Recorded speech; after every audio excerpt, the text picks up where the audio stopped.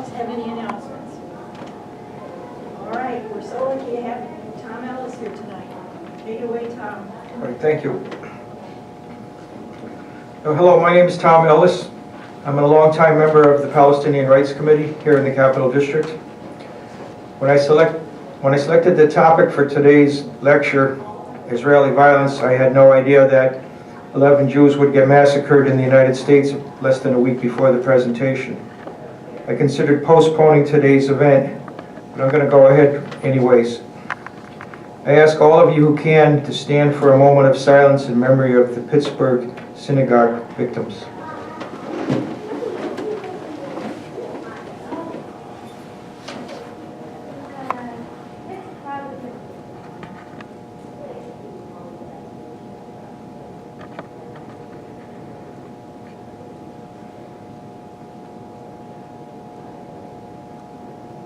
Okay, thank you.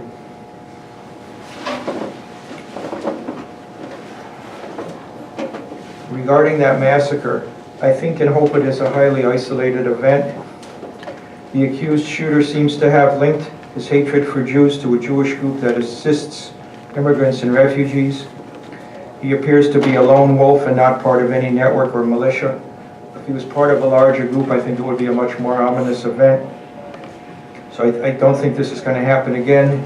However, with Donald Trump as president and he whipping up lots of hatred, any violence is possible. We have vast amounts of work in front of us, a whole lifetime, to build a peaceful world. I hope my comments tonight are a step in that direction. So thank you for listening to me. I thank Trudy Quaife and the Bethlehem Neighbors for Peace for allowing me to deliver another lecture here in Bethlehem. This is about the 9th or 10th one I've done. Today I will speak about Israeli violence, myth, and realities for maybe 30 minutes or so. When I finish my prepared comments, everyone is welcome to participate in the discussion of these matters. I have literature and other material on the two front tables here for display only. Like most nations, Israel has its myths, some which may contain some truth. Others, I think, are wishful thinking. Among these myths are that Israel was a land without people for a people without land. Another is that Israeli leaders want peace. Other myths, Israel has no peace partner with the Palestinians. If only there was a Palestinian Gandhi. Arabs want to drive us into the sea. Jerusalem is Israel's eternal capital. Israel is a democracy.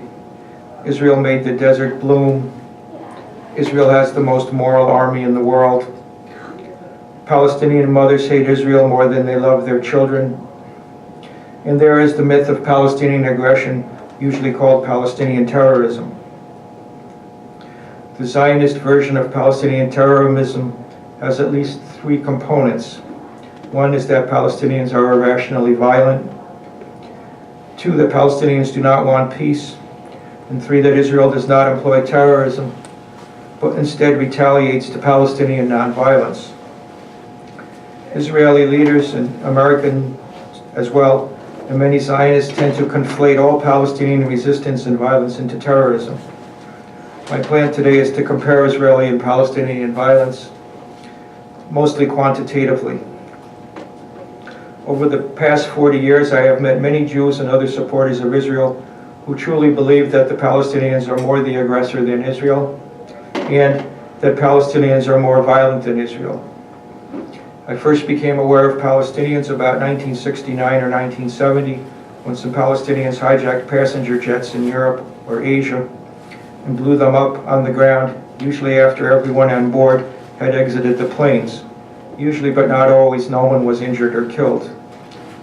I used to read the Times Union, which I delivered, and Time and Newsweek, and listened and watched the national and international news programs on the three television networks, but I do not recall ever seeing, hearing, or reading any detailed explanation of why those Palestinian hijackers acted as they did, or the nature of their complaints about Israel. This all changed for me in 1982, when I first met Palestinians and heard their narratives. I realized the mainstream U.S. news media was lying, not only to me, but to most people in the United States. One Palestinian Alice Azam, who then lived in Bethlehem, maybe a kilometer from here if that, told me she and her husband and their infant had been terrorized into fleeing their home in what is now Israel in 1948 by Zionist militias after the Deir Yassin massacre. Israeli soldiers drove through her village and warned the people that they would get the same treatment if they didn't leave. They left. They never returned to Palestine. They spent 10 years in Lebanon and 10 years in Syria and then moved here. Alice was sometimes called a terrorist by Jewish students at the University at Albany after identifying herself as a Palestinian at political and cultural events. Usually the Jewish students did not listen to her say that she was the victim of terrorism. This notion of Palestinian violence and Palestinian terrorism is pounded into the heads of Americans, and especially Jewish American children and youth. I do not deny Palestinian violence or Palestinian terrorism. The Palestinians have employed both. I condemn the terrorism. Terrorism is always unacceptable. But what is also unacceptable are the Zionist American demonization of Palestinian violence and terrorism, when Zionists and Americans use violence and terrorism far more often and on a much larger scale. The conflation of Palestinian resistance with terrorism. Zionist leaders' refusal to acknowledge that it is the Zionists in Israel who are more the primary aggressors in the long struggle between Israel and the Palestinians, and that the Palestinians have an internationally recognized right to resist Zionist invasion of their lands and homes with violence if they choose to or are forced to by Israeli soldiers and settlers. A huge problem with terrorism is the lack of a consistently used definition. I usually think of terrorism as being the deliberate targeting of civilians and civilian infrastructures for some political purpose. My plan today is to spend most of this lecture comparing Israeli and Palestinian violence to show that the Israelis are far more violent and lethal. This is easy to do and probably unnecessary for most of you to hear. However, it is vital to spend some time on it. Regarding capacity for violence, the Palestinians have no tanks, no warplanes, no helicopters, no submarines, no warships, no nuclear weapons. Using a website called Global Firepower, I learned Israel has 2,760 combat tanks of various types, 252 fighter planes, 6 submarines, and 59 other ships and boats, 48 attack helicopters, and more than 10,000 armored fighting vehicles. The Israelis destroyed hundreds of Palestinian villages from 1947 to 1949. I've seen various numbers, none lower than 400. Since 1967, the Israelis have demolished or destroyed at least 48,000 Palestinian homes and continue to do so. That 48,000 number comes from the Israeli Committee Against House Demolitions, which is a group headed by Jeff Halper, who some of you have probably met. He was in Albany a couple of years ago. I don't know how many Israeli homes Palestinians have destroyed. I was not able to find any data on this, but I sense that it's very few. But I imagine it's at least a few. Regarding specific acts of violence, Palestinians have never killed more than 100 Israelis in any one attack. The most lethal Palestinian attacks on Jews or Israelis are the 1929 Hebron massacre, in which 69 Jews were killed, the 1978 Coastal Road massacre, where between 35 and 38 Israelis were killed, and the 2002 Passover massacre at the Park Hotel, in which 30 were killed. In no way am I making light of these horrific slaughters. From 1989 through 2008, a 20-year period, there were 29 Palestinian bombings and/or shootings of Israelis with at least 10 or more fatalities. The peak years of Israeli fatalities were 2002 and 3, when 383 were killed.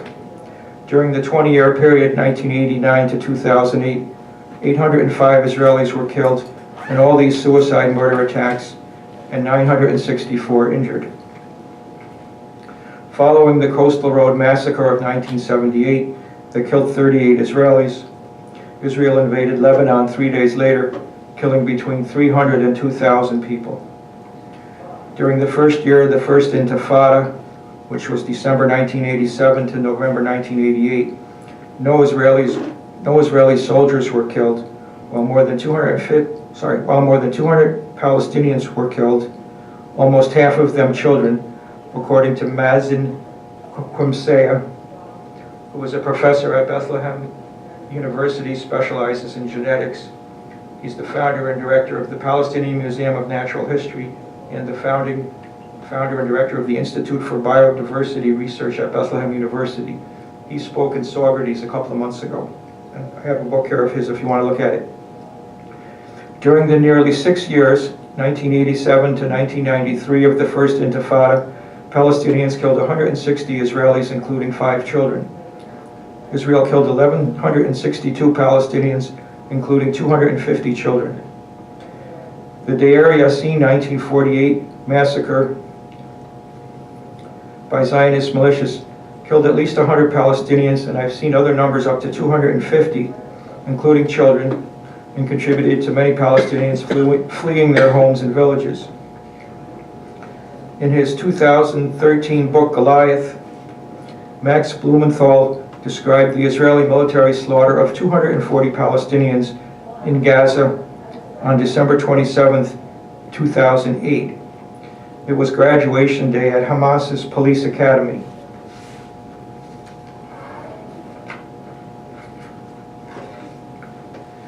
He wrote, "A brass band assembled as the police cadets prepared to march before the commander, Major General Tawfiq Jabbar.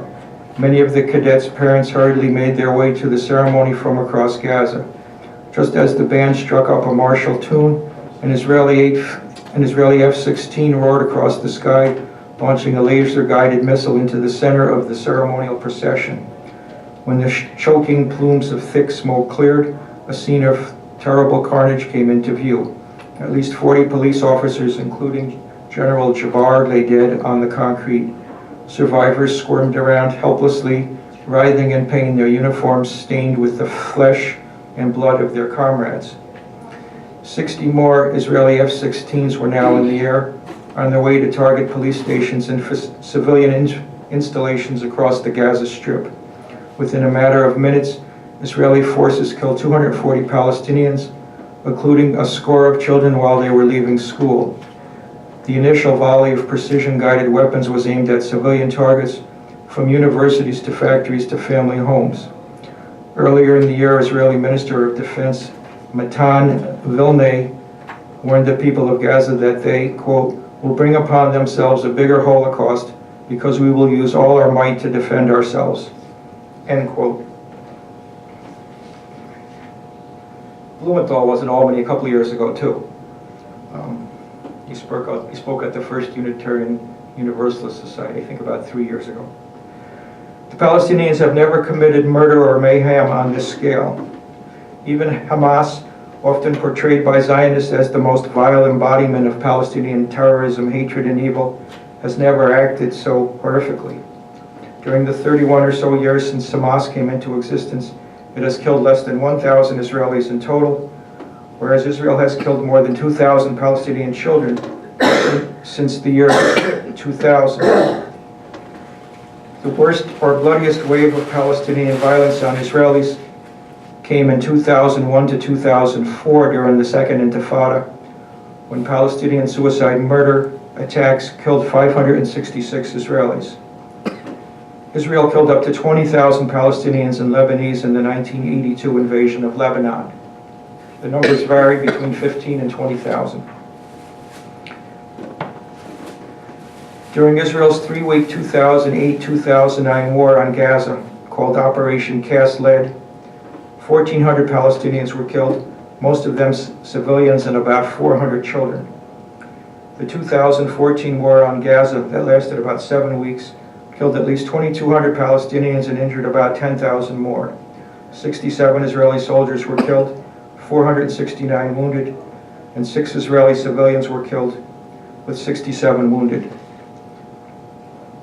As for cruelty, the Israeli government can more than match most countries in the world.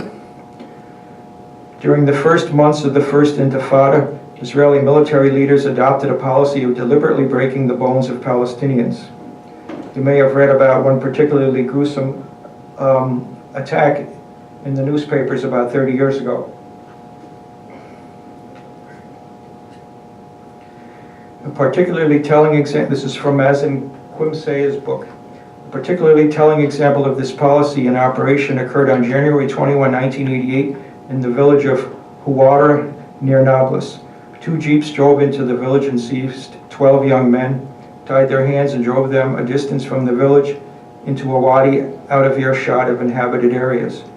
Upon command, they proceeded to use wooden clubs to break their legs and hands. Some required far too many blows. Some clubs broke and the screaming was intense, but the soldiers carried on. The commander ordered that the 12th man only have his arms broken so that he could walk back to the village to get help. This brutality was to be repeated in other villages and towns under the direct orders of Defense Minister Rabin, Chief of Staff Lieutenant General Dan Shamron, and West Bank Commander Major General Amram Mitzna.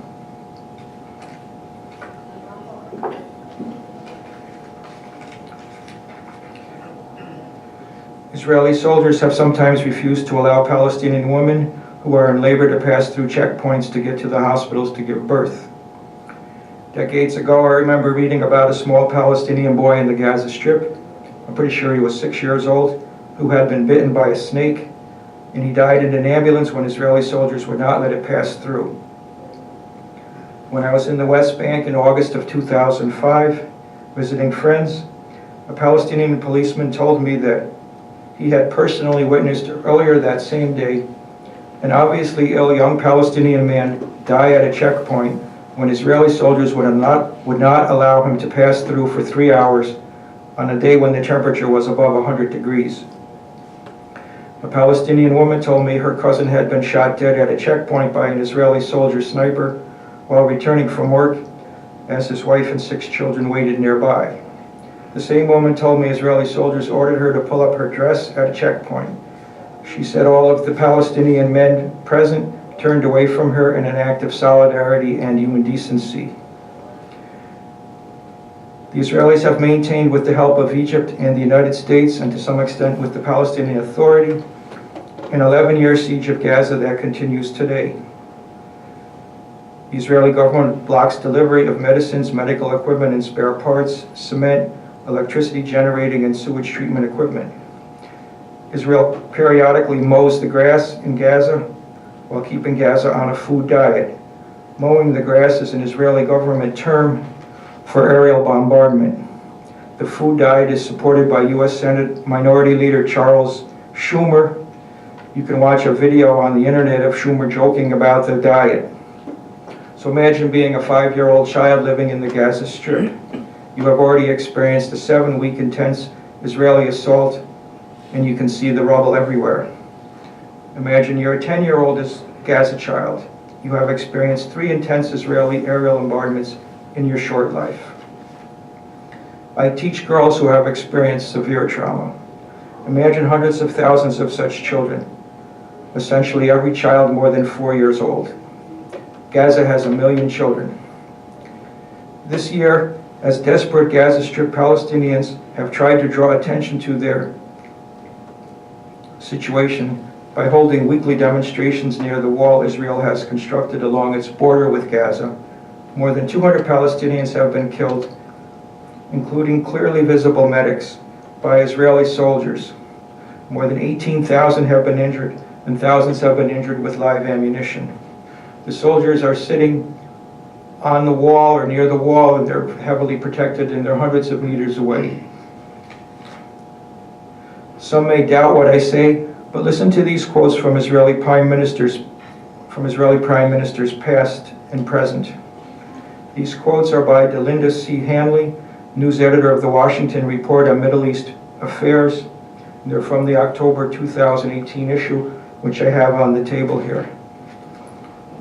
This is a quote from Ehud Barak, the prime minister from 1999 to 2001. He said, quote, "The Palestinians are like crocodiles. The more you give them meat, they want more." That was in 2000. Menachem Begin, Prime Minister for 6 years, starting in 1977. The Palestinians are beasts walking on two legs. I was at a speech in the Knesset. David Ben-Gurion, the first Prime Minister from 1948 to 53, he said, "We must expel Arabs and take their place." Another quote, "We must do everything to ensure the Palestinians never do return." And while he was assuring fellow Zionists that Palestinians will never come back to their homes, he said, "The old will die and the young will forget." Golda Meir, who was Prime Minister for 5 years starting in 1969 and was much admired in the United States when I was a teenager, she had some quotes from 1969. She said, "How can we return the occupied territories? There is nobody to return them to. We can't send it to Nasser by parcel post." In 1969, she said, "There is no such thing as a Palestinian people. It is not as if we came and threw them out and took their country. They didn't exist." And then another comment, "We can forgive them for killing our children. We cannot forgive them for forcing us to kill their children. We will only have peace with them when they love their children more than they hate us." Netanyahu, the Prime Minister from 1996 to 1999, and since 2000, he has some quotes. One of them, "The way to deal with the Palestinians is to beat them up, not once but repeatedly. Beat them up so it hurts so badly until it's unbearable." That was caught on a video in 2001. Another one, "We will surround the state of Israel with fences and barriers." The answer is yes. In the area that we live in, we must defend ourselves against the wild beasts. That was printed in Haaretz, February of 2016. And from a speech in 1989, Israel should have exploited the repression of the demonstrations in China when world attention focused on that country to carry out mass expulsions among the Arabs of the territories. That was during the Tiananmen Square massacre of about 30 years ago. Yitzhak Shamir, Prime Minister twice in the 1980s and 90s, in a speech, "The Palestinians would be crushed like grasshoppers, heads smashed against the boulders and walls." Okay. Ariel Sharon, this one is absolutely amazing.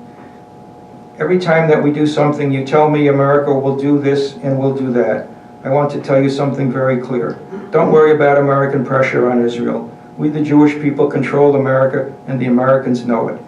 That's from 2001. Another one, "Everybody has to move, run, and grab as many hilltops as they can to enlarge the settlements, because everything we take now will stay ours. Everything we don't grab will go to them." That was reported by Agence France in 1998. And in 1988, he said, "I am for the expulsion of anyone who throws a stone in the occupied territories." This frequently stated racism by Israeli leaders predates that of the current U.S. President Trump by decades, and proves, I believe, that the Israeli government's version of Zionism is both violent and vicious. The Israel of today reminds me a lot of the United States in the 1850s. The U.S. was then one half free and one half enslaved. Abraham Lincoln said, "A house divided itself cannot stand." The U.S. was an unstable nation and civil war soon occurred. Today, Israel and its occupied Palestinian lands are half free and half under martial law or siege. About half the people are Jews and half Palestinians. Jews enjoy many rights and Palestinians fewer, in some cases maybe none. For example, while visiting Ramallah in February last year, an American-born businessman of Palestinian ethnicity who lives in Ramallah and is married to a Palestinian woman told the group that I was with that his teenage daughter told him that no one needs to tell her she lives under military occupation. Her dad said she told him, quote, "We are 45 minutes from the Mediterranean and 7 minutes from Jerusalem, and we cannot visit either," end quote. My point is that a half-free and a half-brutalized nation is inherently unstable, and a reckoning will come sooner or later, and perhaps quite suddenly. I have met Jews who love Israel, visit often, and say that it is wonderful to be in a place where they can assert their Jewishness so openly and joyfully. And I've seen this. I saw Jews dancing at the Western Wall in Jerusalem, thousands of them last year, as happy as people could be. Even the Israeli soldiers were overjoyed at the weekly celebration. But this Jewish Renaissance comes at a terrible cost to Palestinians, who are being ever more tightly squeezed onto less land with whatever violence it takes from Israel to accomplish it. How many of the Jewish celebrants at the Western Wall think about what happened to the Palestinians who lived until 1967, where the Western Wall Plaza is now, whose homes were demolished shortly after the 1967 war? For Jews, it is not only the violence Zionists impose on the Palestinians that is at issue. It is the lies Jews believe about the nature and extent of Israeli violence, the perpetual disrespect for the rule of law, that Israelis can literally get away with murdering Palestinians the same way as whites in the United States, especially in the South, could kill blacks with impunity 120 years ago. For Jews, there is the matter of justice. Palestinians have virtually no access to justice from Israeli government institutions, particularly military courts. It is similar to how black Americans fared in many of the United States within living memory. Why do so many Jews and Jewish institutions in the United States and Israel ignore or deny the vast Zionist injustice toward the Palestinians? Israeli settlers in the West Bank often behave toward Palestinians who live in nearby villages like racist Southern whites did towards blacks in the United States during the first 100 years after the Civil War. They rampaged through the villages and fields, cutting down trees, destroying buildings, killing animals, and physically attacking Palestinians, sometimes killing them. This happens constantly, and you can find it on the internet if you want, and the settlers get away with it. Why does the Israeli government not halt it? Most of us here know that for almost 1,000 years in Europe, from the First Crusade to the Holocaust, Jews were the victims of discrimination, segregation, random violence, murder, expulsions, pogroms, vicious rumors, hatred, and massacres. That these were always lurking, they could start at any time and just as quickly subside for a day or a year or a century, but then suddenly explode again without warning. Millions of Jews died. Who would want to live like that? No one should. What does the slogan "never again" mean? Is it never again for everybody? Or is it never again for Jews only? Gaza is not Auschwitz, but sometimes the Gaza Strip and the Warsaw Ghetto are viewed similarly. What has amazed me for many years is the refusal of Israeli leaders to make peace with the Palestinians. The benefits vastly outweigh the drawbacks. Palestinians are weak militarily and have already made a gigantic concession. 30 years ago, the Palestine Liberation Organization agreed to forfeit its claim to 78% of its historic homeland, the land Israel conquered between 1947 and the 1967 war, in exchange for Israel allowing the Palestinians to establish an independent nation on the remaining 22% of the land, the West Bank, including East Jerusalem and Gaza. Palestinian leaders have indicated they are flexible on the matter of the refugees' right of return as part of any final resolution and peace treaty. The Arab League and the 57-nation Organization of Islamic Cooperation have indicated their support, promising to end the conflict completely, the opening of borders to the extent that Israel wants, tourism, trade, and cultural exchanges, a warm, real peace, similar to what the United States enjoys with Canada, if Israel returns to its May 1967 borders. Israel has rejected this. Future generations may conclude that this Israeli leader's refusal to make peace with Palestinians in the larger Arab and Muslim worlds was the worst error the Zionists ever made. With a genuine peace, Israel could be integrated into Asia, tensions would be vastly reduced, and worldwide acceptance of Israel would increase immensely. A multinational coalition of nations could vow to guarantee Israel's security and borders indefinitely for decades or centuries if necessary. Israelis could gradually relax.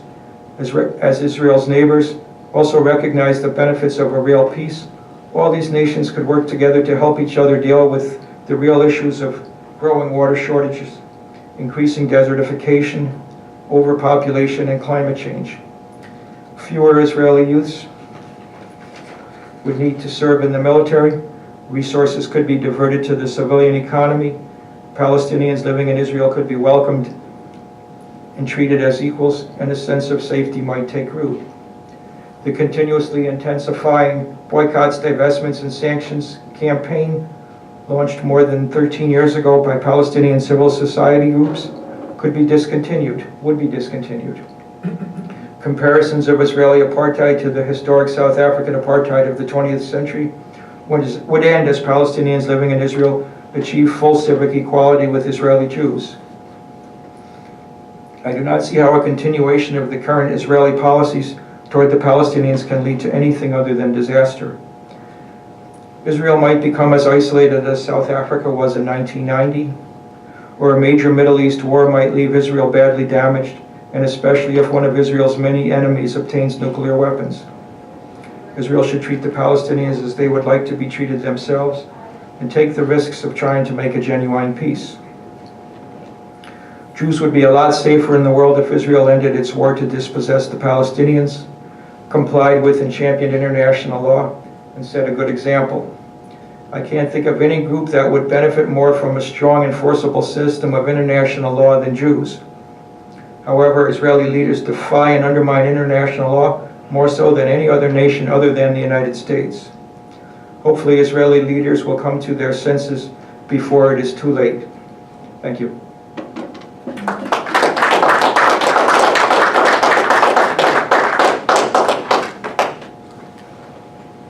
Kind of an intense topic.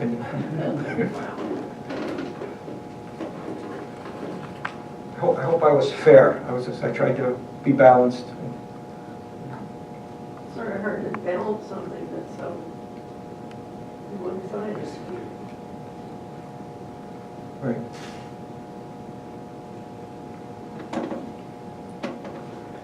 I mean, one of the things I think about is where is this conflict going to be like in 10 or 20 or 30 years if Israel doesn't change the way it operates in the world? You know, where are they going to be? I mean, I've been watching it now for 35 years fairly closely, and you know, the BDS movement is intensifying, and I studied the Cold War quite a bit years ago, and one of the things I learned is that nuclear weapons cannot be kept hidden from everybody forever. The United States had them, then the Soviets, then the British, the French, the Israelis, and the Chinese, and then a few other countries since then. I mean, sooner or later, one of Israel's enemies is going to get nuclear weapons. To me, it makes a lot of sense to disarm and to pull back. I mean, the United States and the Soviet Union pulled back a bit, starting when Nixon was president, and then when Reagan was president, even more. I mean, I think that most of us recognize that there were more benefits to that than dangers. And you know, I hope that Israel's leaders can see that, you know, that they might be able to continue for another few years or another 5 or 10 years the way they are. But it's not doable indefinitely. It just, at some point, something's going to go wrong, and it could happen in a split second. Yeah, Joe. It impresses me. I've lived a few years on the planet and watched Israel, that things have gotten hardened much more hardened among the Israeli leadership. In the early days, when I was looking at the Israeli-Palestinian conflict, the Likud party was considered a real outlier. It was a fanatical party, and the Labor Party was the major party that existed. It was still Zionist. It was still responsible for a lot of the terror that took place, and terror groups that were originally there, like the Irgun and the Stern Gang that did the massacres at Deir Yassim and others. But there was more of a sense that we could talk. There was more of a sense that things had to be done in a civil way. And now that the real right wing has come in, and not just that, but there's now been generations of people who have been raised in Israel who kind of believe this ideology that Palestinians aren't full people and that they shouldn't have these rights, and that you know, it's going to be very, very difficult to try to change that mindset, which has been taught to them since for many, many years. And I do think also that when Trump decided to move the embassy to Jerusalem, he basically gave a green light to Israel to do it at once with the Palestinians. And I think there's been more aggressive policies since then. I mean, living conditions for Palestinians are just, they're inconceivable. You don't even hear about them in this country. You know, there are roads where if you don't have, what is it, a yellow license plate which says you're Jewish, you can't drive on that road. There are people who live 10 minutes from where they work, but they have to drive 3 hours because they can't drive on the Jewish roads. The wall was put up between where people lived and the fields that they worked in, so they have to go an hour this way, spend an hour or two to go through the checkpoint, and an hour back. Just people, they're trying to make life for Palestinians not livable. And I really think it's a policy of genocide, and I think it always has been. They rarely use the word Palestinian when referring to Palestinians. They use the word Arab. They want to say there's no such thing as Palestine, as the quote that you mentioned said. And when they started the whole policy in Israel, they said it was a land without people and a people without a land. It seemed to be a great thing, but there were people there, you know, and these people are still suffering. And what they're doing now in Gaza with shooting people down who are protesting, unarmed protest, because they want to have more than 1,600 calories per day, and Israel's saying no, you know, you can't have that. They need construction material. They want to have lights on more than an hour a day, and Israel's saying too bad. They want their kids who get a scholarship to a college in Europe to be able to go, leave Gaza and go, and Israel says no, you can't do that. We're not going to let you do that. They're making life so intolerable. Now they're shooting down these people, and they made that legal, to shoot down unarmed protesters, and the world's just accepting it. You know, you don't ever hear about the Israeli conflict really in the United States anymore. You don't hear about Yemen, you don't hear about Israel and Palestine, you know, it's just crazy, and I don't know where it's going, but it's very clear from what's going on that they're having these every Friday protests, that they've been pushed in Gaza so far to the wall that they can't go back any further, and Israel's trying to push them back further, so they just have to walk forward, even if it means they're being shot down or whatever the hell it means. And we have to figure out how to let people know about that and express solidarity. Thank you. Thoughts? I mean, I think the protests every Friday in Gaza for the last 7 months have been getting some worldwide attention, which I think is part of the goal of it, is to keep reminding people that Gaza is there and it's a very deteriorating living situation. 2 million people. And listening to Joe, I was just thinking, well, we did that with the Native Americans. They didn't do it right. It was Columbus's conquering. And also the civil rights movement with African Americans. And we're still fighting those same battles, really, in terms of discrimination and racism. So your talk was totally demoralizing because it's so true. And I was wondering what would happen if the United States government, some raging miracle happened if we stopped supporting the Zionist programs and policies. So if we stopped giving them $3.5 billion for weapons and just let them do whatever they want, if we stopped all that, what do you think Israel would do in response? I think they probably elect some new leaders. I think one of the most important things the United States needs to do is to announce that it's no longer going to veto resolutions at the Security Council. Because if the United States hadn't been vetoing these resolutions, the UN would have imposed sanctions on Israel decades ago, and that would have forced some changes. But the United States always has Israel's back at the Security Council. So Israel feels, you know, that they can, like Joe said, that they can pretty much get away with whatever they want. But I mean, that could change someday. I mean, the day could come when we have a President Trump-like person in the White House who's just as racist, but happens to be racist against Jews. And he might just be able to build a significant coalition. I certainly hope not, but who would have predicted 5 years ago we'd be where we are now? You know, but I think that ending the vetoes at the Security Council, probably more than anything else, would be the best thing that could happen to Israel and to the Palestinians, because it would force Israel to make some changes pretty quickly. And I think that they would. And I think that we, at the same time, the United States and the UN and the other countries would have to tell the Israelis that we're willing to guarantee your security forever if you let us.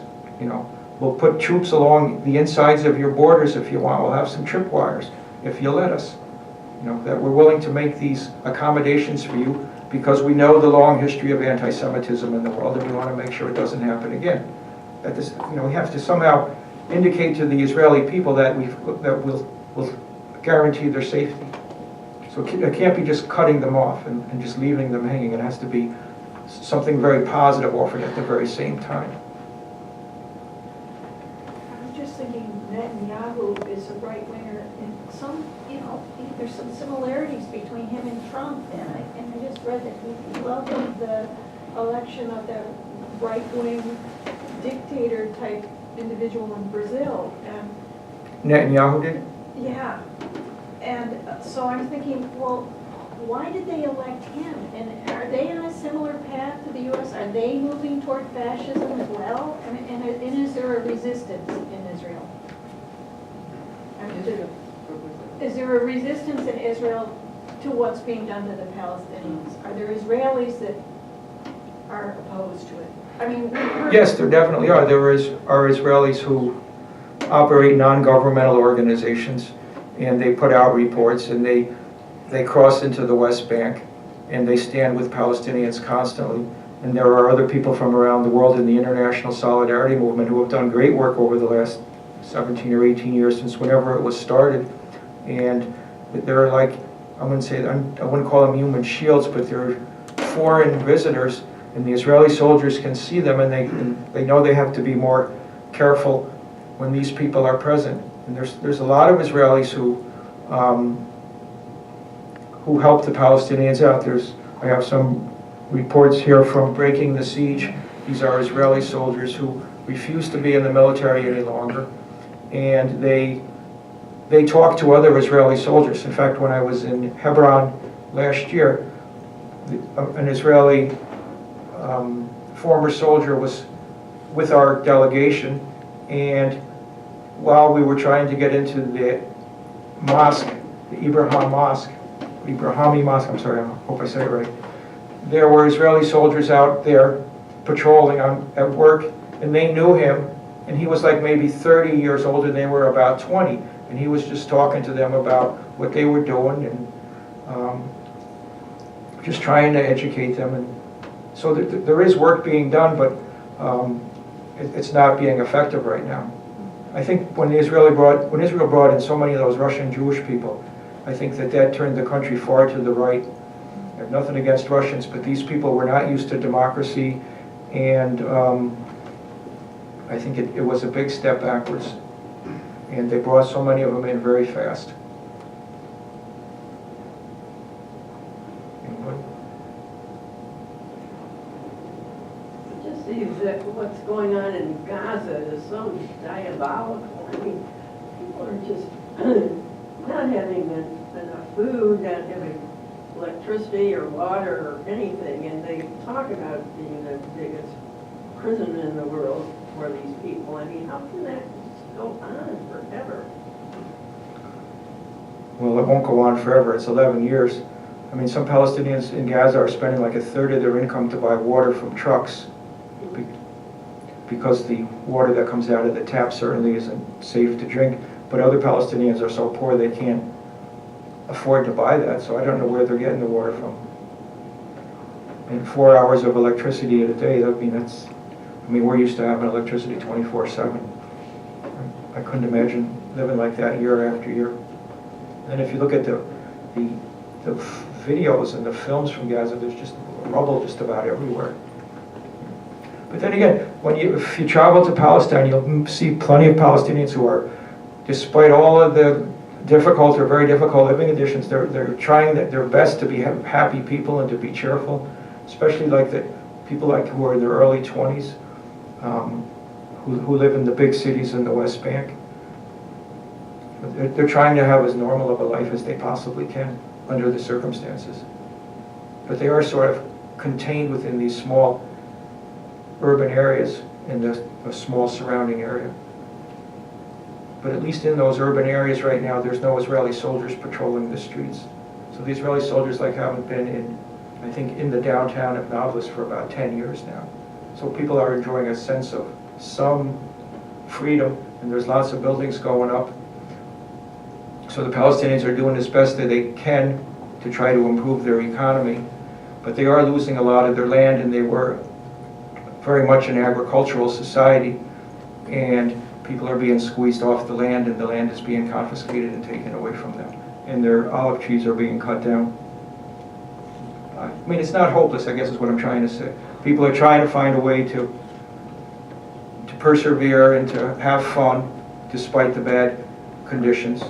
I've never been to Gaza, so I don't have first-hand experience there. But I have been throughout Israel, and I've been in the West Bank. Most of the big cities, I think all of the big cities in the West Bank I've been in, except Jericho. Yes? Asked about Israeli individuals or groups that are supportive of Palestinian rights, and the one, I think several, but the one that comes to mind because of the recent appearance in this country is B'Tselem, which is an Israeli NGO that keeps track of, records, and reports on the Israeli government's violation of Palestinian rights. And the head of B'Tselem was in this country recently and spoke at the UN, reminding the world body of what's going on. And that's a sign of hope that they listen to him. One of the signs of hope that I see in this country is the growing strength of JVP, Jewish Voice for Peace. And they're being listened to more than ever before. And I think another sign is that younger Jewish people are less likely to be as pro-Zionist as their parents and grandparents are. I think that's a hopeful sign in the United States. And one of the similarities, we talk about Netanyahu and Trump. The Netanyahu and the Israeli government tries to, and succeeds quite often, in stoking fear of Palestinians as the other. And while we're watching Trump stoke fear in this country of refugees, the similarity is quite striking. And I was in the West Bank, in Hebron, and had several experiences with Israelis who were terrified of Palestinians in Hebron when there was absolutely no need to be, and the only thing they would really need to be afraid of was being tracked by a merchant in the souk and trying to sell them a whole lot of knickknacks and what have you. But this fear of the other is something that so many politicians use, and it's not just Israel and America, but to keep their base of power. But there is something. Anyone else? I was with Tom on the trip to Israel and Palestine, and one of the things that really got to me was the way that children are treated if they are found or suspected of throwing rocks at the wall, for example.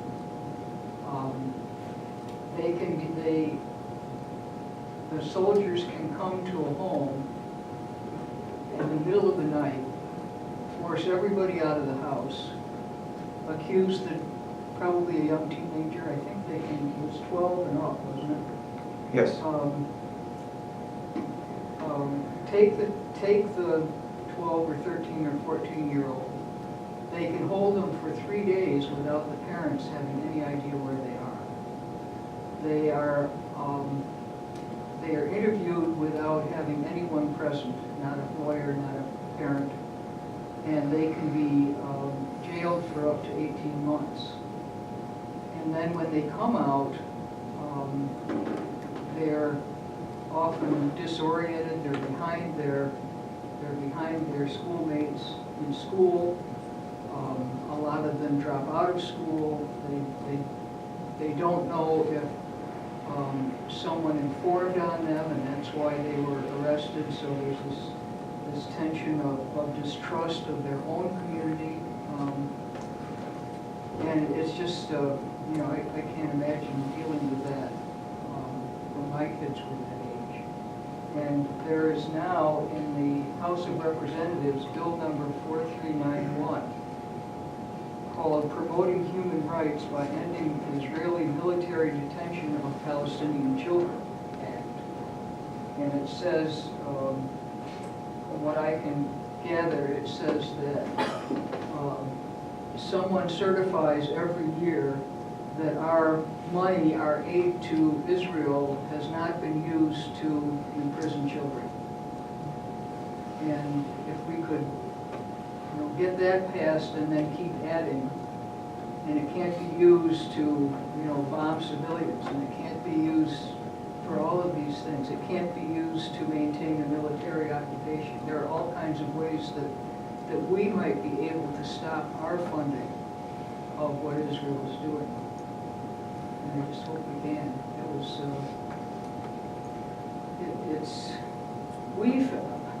Many of us who went there felt hopeless as we heard what was happening. But the people we were talking to, and we were primarily talking to people who are working for peace in various ways, they're hopeful. They're working, they're spending their lives to do this. And that's the way it should be. I think we should have hope, but this is one small way that maybe we can stop our funding of what's going on. I think another hopeful sign is there may be 4 women elected to the House of Representatives next week who are vehemently opposed to the current U.S. policy, U.S. government policy with Israel, and they're not going to back down. And I think that's a step forward for the Democratic Party. It shows that some people can not only are willing to take a good position, but they can actually get elected to the Congress in the United States. So I think that's going to happen next week.